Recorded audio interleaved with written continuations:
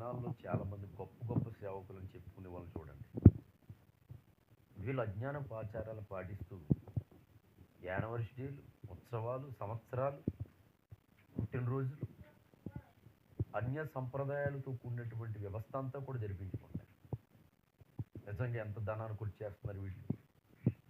క్రైస్తవులు, విశ్వాసులు రక్తాన్ని చెమటగా ఎంతో కార్చి ఎంతో ప్రయాసతో కూడినటువంటి కానుక పెట్టుకొస్తే వీళ్ళకు శుభకార్యాలకి, వీళ్ళు యానివర్సరీలకి, పుట్టినరోజులకి వీళ్ళు సెలబ్రేషన్స్కి ఉపయోగిస్తున్నారంటే అది ఎంత ప్రమాదమో చూడండి. వాళ్ళు ఏమైనా కార్యక్రమాలు చేసుకోరు. వాళ్ళు పాటలు పడి దశం భాగం అని అర్పణ పట్టుకొస్తే వాటితో ఎంజాయ్ చేస్తున్నారు.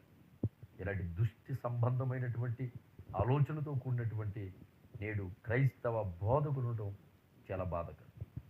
కాబట్టి ఇలాంటి వాళ్ళందరూ మారు మనసు కొరకు ప్రార్థించేద్దాం. దేవుని సత్యాన్ని తెలియజేద్దాం.